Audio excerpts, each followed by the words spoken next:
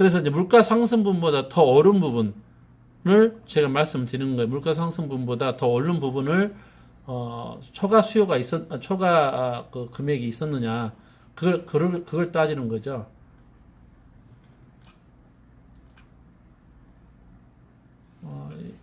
양천구 한번 봐볼까요?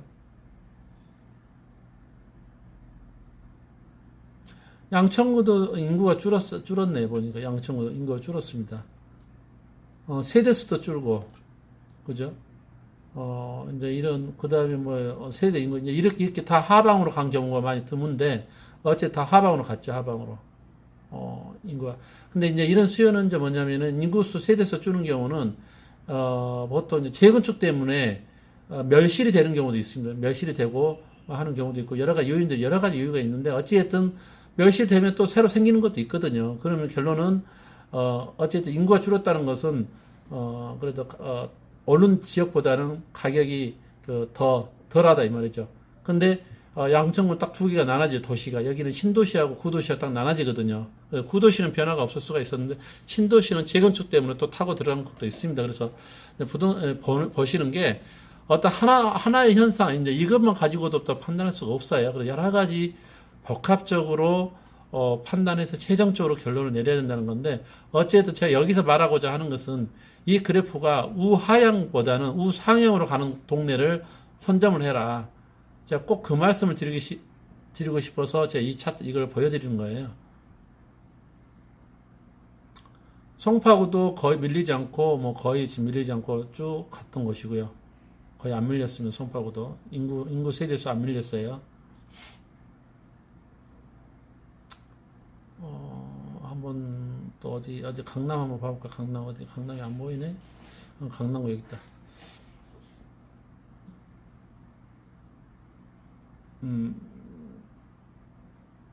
강남구도 보시면은 크게 밀리지는 않았어요. 밀리지는 않고 옆으로 수평이동 됐다 보시면 될 것 같아요. 10년 동안 큰 변화 없이 왔다 갔다 하는 그래프가 좀 다르게는 보이지만은 큰 변화가 없었고요.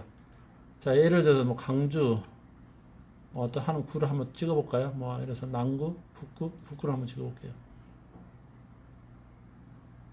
지방입니다. 여기는 지방 어느 지방인데 강주, 광역시, 북구입니다. 그러면 인구도 그렇게 많지도 않네요. 실제로 보니까 이게 4만 아닌가? 이 인구수가 몇 명이지? 7만, 47만? 그래서 47만? 47만이면 되네요. 47만.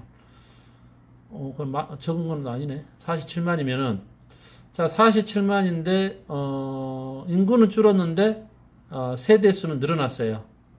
세대수 늘어난 겁니다. 유입이 좀 더 됐네요. 이게 이제 아파트가 좀 공급이 된 것 같아요.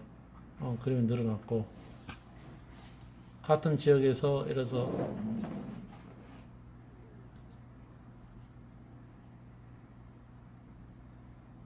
동구 같은 경우는 차이가 많네. 북구는 아까 40 몇만이었는데 동구는 11만 2천밖에 안 됩니다. 한 구가 11만 2천 또 그것도 많이 줄어가지고 이제 10만 명 뚫고 내려가지고 9만 6천 명. 여기는 세대수도 또 인구수가 줄 만큼 또 세대수도 같이 줄었어요. 근데 이런 데는 집값이 암만 해도 오르기가 힘들다는 겁니다. 집값이 보편적인 이야기를 해드리는 건데 아무튼 힘들다는 거죠. 대구광역시도 이제 대표적으로 대구광역시 이제 어디 수성구가 좀 학군이 좋나요? 여기가 수성구가 좀 학군이 좋나? 대구도 어찌됐든 세대수는 늘어났는데 인구수는 줄었습니다. 그래서 이게 부동산 다이어트라는 어떤 그 네이버 치시면 다 나옵니다. 이게 특별한 자료도 아니에요. 특별한 자료도 아니고 누구나 다 열람할 수 있고 누구나 볼 수 있는 일반적인 사이트에서 찾아볼 수 있는 내용들입니다. 단지 이걸 보는 방법이라든지 여기 어떤 뭘 의미한지를 몰라서 그렇지 이런 내용들 참고를 하셔가지고 좀 판단해 보시면은 예를 들어서 인재사자 비율도 있고요. 아주 좋은 자료들이 많이 있어요. 여기 내용 보시면은 그 다음에 아파트 시가총액도 있고요. 그래서 우리나라 이것은 아마 이제 공시가격 아마 기준일 거예요. 시세는 알 수가 없는 거니까 공시가격 위주로 아마 이걸 해놨을 것 같은데 어쨌든 올림픽 선수 기자촌, 올림픽 선수 기자촌이 18조 정도 됩니다. 한 단지 5,500세대인데 18조. 그죠? 그리고 이 상위 클래스들이 다 순번이 높은 건 다 강남 쪽에. 그래서 예전에 제가 말씀드렸죠. 지지난 시간에 제가 말씀드렸나요? 이제 강남에 있는 자산이 서울 시내에 있는 자산의 한 30% 정도는 되지 않을까. 뭐 상업용이든 주택용 다 합산해가지고 충분히 그 정도 될 거라 생각. 인구는 또 반대죠. 인구는 반대인데, 인구가 이제 한 220만이니까 22% 되는데 자산은 이제 반대라는 거죠. 그러니까 뭐 7대 3이라 파레토 법칙에서 7대 3이라 놓고 보면은 반대로 3대 7이라는 거죠. 그러니까 인구는 30%인데 자산은 70% 갖고 있다는 거죠. 강남 사람들이. 이제 파레토 법칙이 뭡니까? 제가 말씀드렸잖아요. 이제 30%가 백화점 가면은 30%가 70%의 매출을 올린다는 뜻이거든요. 이탈리아도 마찬가지고, 이탈리아에서 나온 처음 유래된 걸로 제가 알고 있는데, 어쨌든, 30%가 70%의 부동산을 갖고 있다는 뜻입니다. 어떤 그런 의미예요. 그러니까 모두 이 사회적인 현상에 있어서, 수도 중요하지만, 어떤 소수이지만은 그 양을, 많이 가지고, 차지하고, 근데 해외여행도 마찬가지예요. 해외여행도, 30% 순돈이 70% 순돈하고 거의 똑같다. 맞먹는다는 이제 그런 내용들이죠. 그래서 어찌됐든 부동산은 강남을 빼고 이야기하면은 절대 이해가 안 됩니다. 절대 이해가 안 돼. 내가 그 강남에 살든 안 살든 그거 별도로 항상 기준점을 보시는 게 좋다 이 말이죠. 그래서 실제로 1번, 2번 쭉 3번 다 강남입니다. 강남. 송파, 서초, 강남, 송파. 중구 남산타운, 중구 신당동에 남산타운이라고 있는데, 이게 2002년도 지어졌는데, 5,152세대. 딱 그게 이제 23번째 가니까, 유일하게, 여기 있다. 마레프 있다, 마레프. 마레프 어마어마하게 많이 올랐죠. 마레프. 그래서 강남을 딱 첫 벗어난 데가, 마레프입니다. 마레프, 마포. 그래서 20번째, 20번째. 그래서 4조 5천억입니다. 4조 5천억.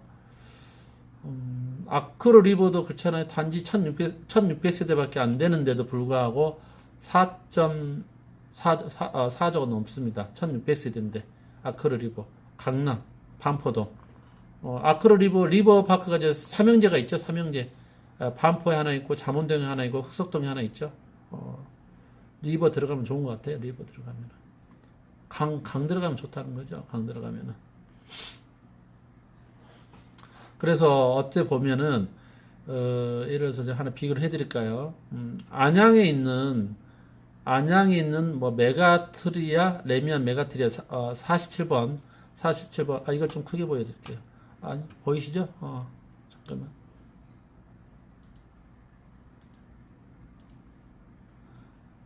그 안양에 있는 메가트리아가 있는데 2.5조예요. 근데 세대수는 4,200세대입니다. 근데 4,200세대인데 위로 올라가 볼게요.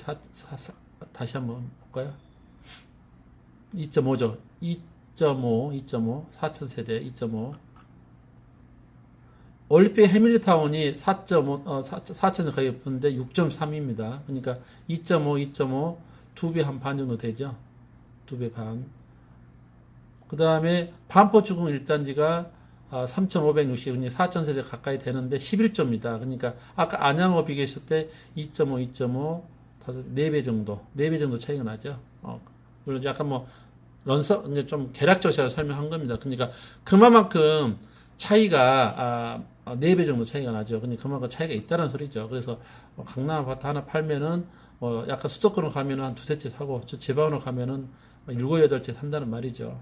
그만큼 이렇게 단가가 틀리다는 거고, 여건이 틀리다는 겁니다. 여건이. 그래서 자본력, 자금. 모든 게 자본주의에서는 자본이 가격을 올리는 거예요. 자본이 올리는 겁니다. 자본. 그러니까, 실제로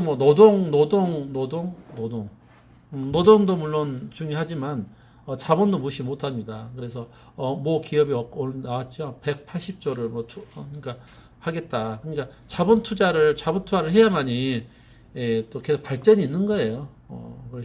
그래서 자본 투자라는 게 그만큼 중요하다는 걸 말씀드리는 거고.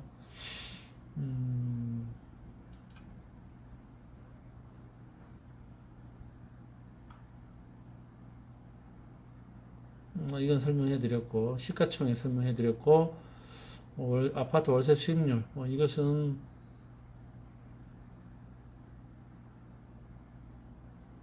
월세 수익률까지 이렇게 쭉 나오는데, 이것은 큰 의미는 없는 것 같아요. 월세 수익률을 가지고 이걸 가지고 따지고 그건 아니고, 어쨌든 어떤 자료인지는 모르겠지만, 어쨌든 이건 큰 의미는 없는 것 같고, 임대사업자 비율도 큰 의미는 없습니다. 근데 이것은 그러니까 그 아파트에 이것은 그 전세 얻는 분들은 조금 이제 봐줄 만도 하겠죠. 그래서 어느 아파트 단지에 임대 비율이 얼마만큼 되는지, 이제 이게 그러니까 임대 사업자 신고가 돼가지고 임대 비율이 얼마만큼 돼 있는지, 그걸 도표로 보여주는 내용들이에요. 그래서, 어느 지역이, 그러면은 이것도 하나의 참조를 할 수 있죠. 그러면은, 8년, 이제, 준공공임대인데 8년, 일반인데 오전이면은 5% 이상 못 올리거든요. 그러면은, 세입자 입장에서는 임대사업자 집을 얻는 게 유리합니다. 굉장히 유리합니다. 그래서, 추후에, 가격 상승에 대한, 그게 내가 이미 알고 들어가는 거기 때문에 5% 이상 못 올리거든요. 그리고 이제 아파트 같은 경우는 보통 1년 계약보다 2년 계약 하지 않습니까? 그러면은, 2년에 5%예요, 2년에 5%. 아무튼, 한 계약당 5%예요, 5%. 연 5%입니다. 그럼 원래 따지면 4점 몇 프로인데, 아무튼 연 5%이기 때문에, 오히려, 임대 얻는 분들은 임대사업자 물건을 얻으시면은 안정적으로 한 8년간은 안정적으로, 유지할 수 있다고 보시면 됩니다. 어찌됐든,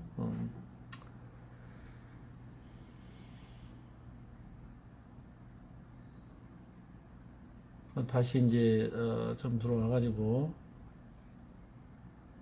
이제 제가 이제 뭘 보여드릴 거냐면, 이제 실제 거래된 가격, 이제 예를 들어서 도곡 렉스라 아파트 떴네요. 그럼 여기서 이제 보시는 게 뭘 보여드리려고 하냐면, 10년 그래프 있잖아요. 10년 도곡 렉스라 아파트 10년 차트, 10년 차트를 보여드리는 거예요.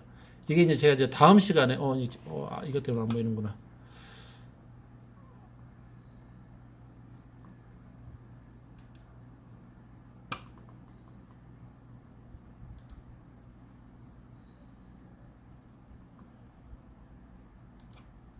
아니고요.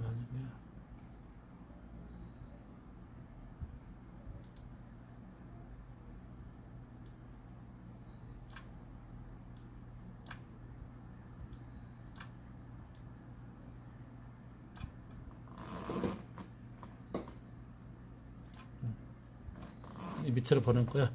자, 이걸 보시면은, 10년 차트입니다. 그래서 어느 자기 살던 곳을 그냥 다 이렇게, 할 수가 있어요. 그러면은,